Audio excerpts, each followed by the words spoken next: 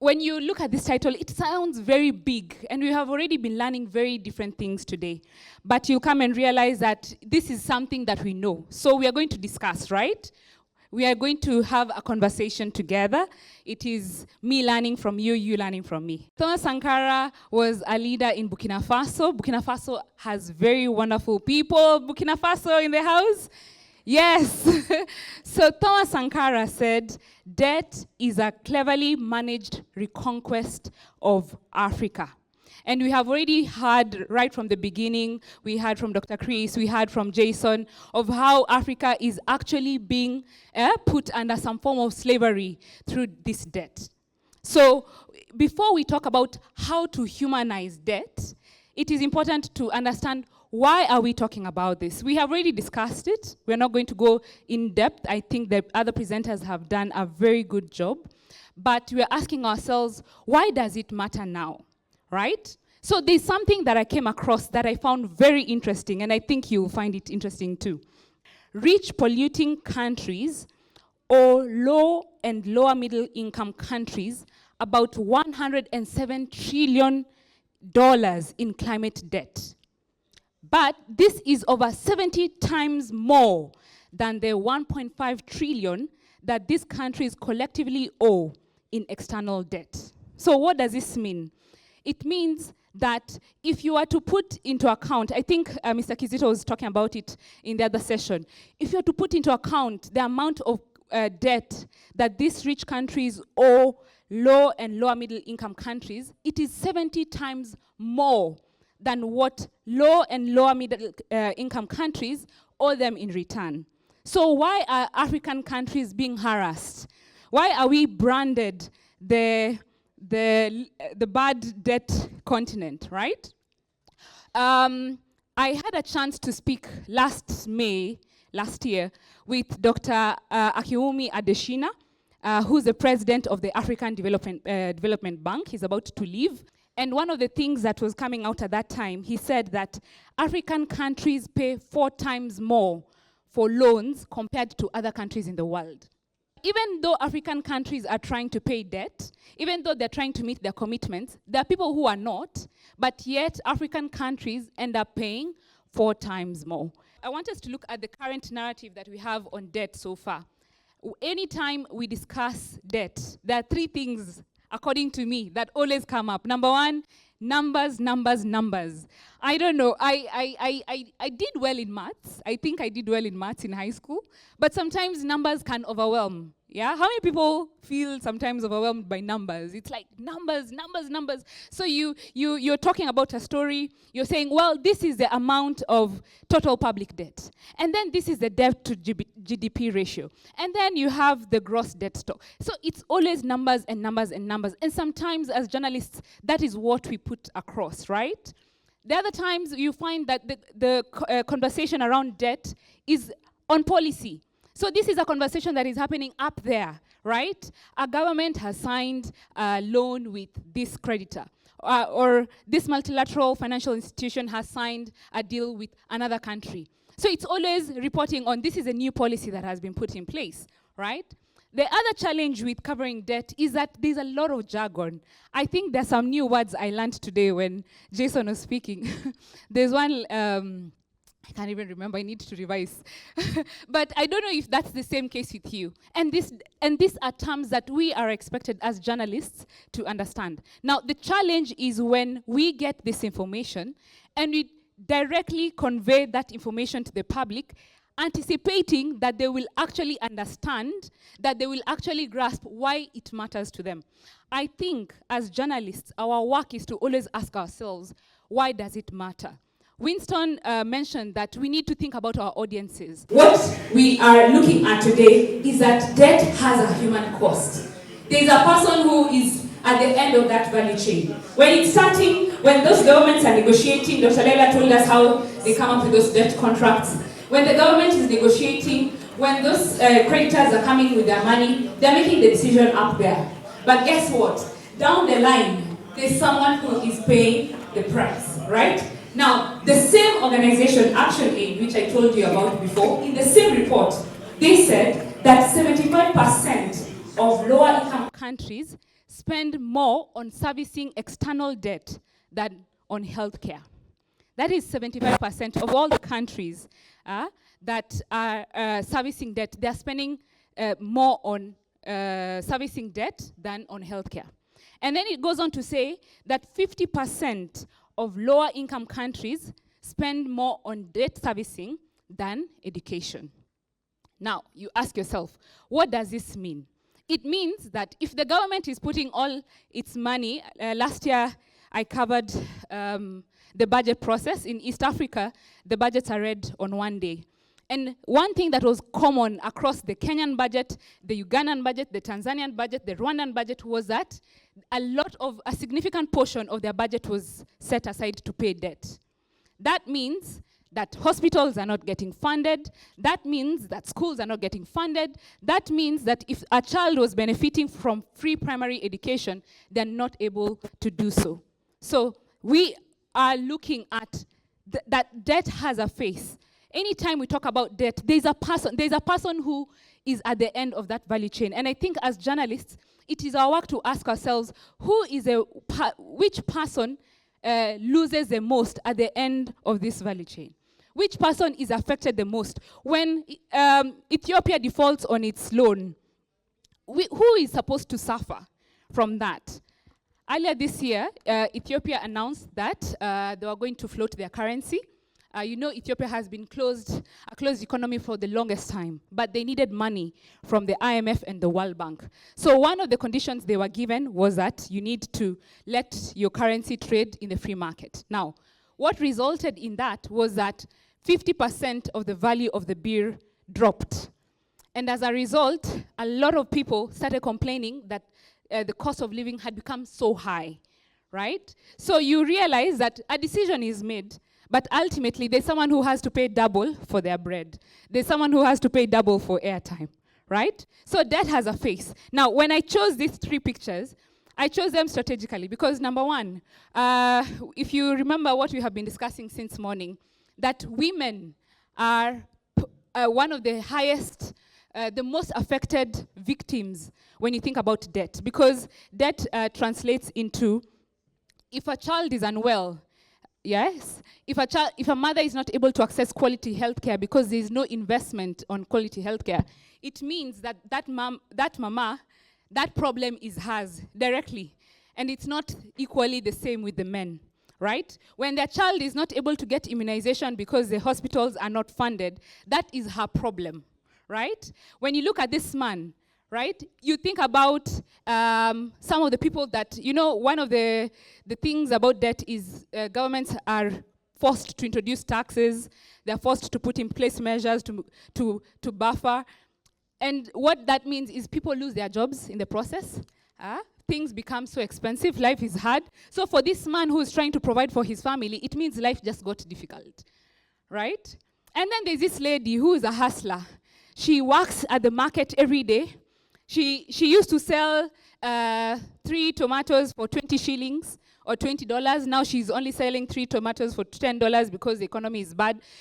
So ultimately, there's someone at the end of that story. And I think the challenge for us is also, as we discuss debt, as we discuss all the big things and all the global financial reforms that we want to see, let's also remember to identify who is at the end of that story. Now, I was challenged to take this up. It's good to not say things and you don't do it. Otherwise, you'll be a hypocrite. So in 2023, we were doing a story on just the Kenyan financial situation. Kenya has also had a very tough economic time. And in 2023, the government introduced taxes that was making life difficult. So we started discussing in the office, okay, we know this issue of debt has started right from the elections. The current president said he had inherited debt from the other president. And so we said, okay, let's look at this whole idea of what happened with our financial situation. So we looked at the structural adjustment programs that were implemented in the 1980s and in the 1990s. And what happened is that hundreds of thousands of nurses, of teachers were retrenched, right? These are teachers who are working in government hospitals. These are nurses who are, these are teachers working in schools. They are retrenched because the government had to meet a condition that had been put in place by IMF and World Bank. And we said, can we find someone who was retrenched in the 2000s and then now link that to, are IMF loans good or not, you know? Going back to the question of audiences, because we knew that this is a story that would want to approach it differently, we decided that for our social media, because that was for TV, so for social media, we did a quick cards and basically capturing what was discussed and putting across in a very easy format. You know, with social media, people are very fast. So if you're not telling them what they need to hear at the get-go, they move, right? So basically breaking down, okay, so our IMF loans conditions too harsh. We explained what is the IMF. We moved forward and told about what Faith had to go through.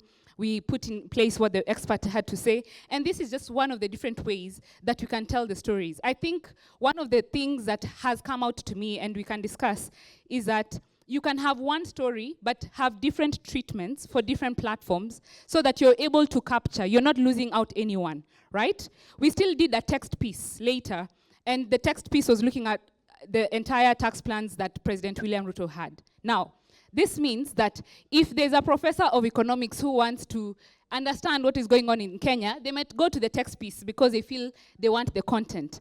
But if it's a Gen Z who is listening or watching you on TV, they don't have time to read all this. So how do we craft the same message on a platform that appeals to them? And how do we present it to them in a way that they want to be interested, right? The reason why we are even here as in this Afro-Medi is to ask ourselves, how do we make sure that this cause of debt, how do we make sure that it goes beyond the people we have reached currently?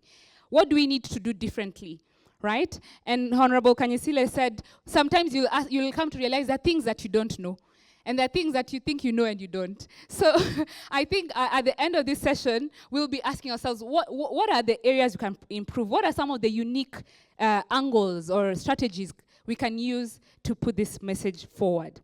So I came up with 4 points on how we can humanize debt. And this is basically saying, how do we make it more palatable? How do we make it more relating to people? Number one is that we need to shift from policy to people. I think as journalists, it's our comfort zone. Anytime talking about policy, it's very easy to say the government said this, the creditors have said this is what's going on. It's very easy. But finding people is where the work is. But I think if we are willing to challenge ourselves, if we are willing to put ourselves at it, then we're able to create new narratives, right? We're able to create new audiences that we were not reaching out before. So moving from just the policymakers, you know, there's a joke we have in the office where we say, old men wearing suits. You know, most African politicians are men in suits, and they are older. So why do I care? You know, a Gen Z person, I have siblings who I give them to review my content. Why should they care? Right? That is a question that we should be answering. Why should they care? You need to make them care, right? And that is by talking to people, right? Because people relate to people's stories. Now, another way of doing it is through creative storytelling. And this is basically challenging ourselves to move from the traditional, this is an interview, Minister of Finance, sit down, say whatever you want to say. Okay, I write what the IMF has said. Okay, what do you have to say? You know, that is traditional. And that is what we have been doing for ages, me included, right? But then there's a challenge. Okay, if I need to break down the debt situation in Ghana, what can I use? Whose story can I use to communicate that? If I want to talk about the situation in Zambia, who would best illustrate that, right? And use creative storytelling ways of saying that. So maybe it could be, I don't know, maybe you're finding someone who wants to buy an engagement ring for their fiancé, but they can't afford it because life has become so expensive and the value of the kwacha has fallen. And so they have to make do with something else. Something different, right? Something unusual. And you can bet me, you will have greater impact. You will be able to capture attention because it's something different. The third thing is the art of conversation. Oh, right, yes. If you're, let's say, reporting for Bloomberg or CNBC, right, they are very specific in their style, right? That's hard news. The people who go to read CNBC, to watch CNBC or read Bloomberg, these are people looking for that hard news. And you're not going to change the style because you want to reach out more. But you might be having opportunities as a journalist on your own platforms to say, okay, this is what I wrote on Bloomberg, but this is what it means for you. You know? So it's interesting how the same piece of content can be reversioned for different people, different platforms, different audiences. And the story is still said. So at the end of the day, people know about debt, right? Even though it has come to them in a different way. Thank you. Yes, feel free to let me know. We are almost done. I think I have 2 slides and then we're done.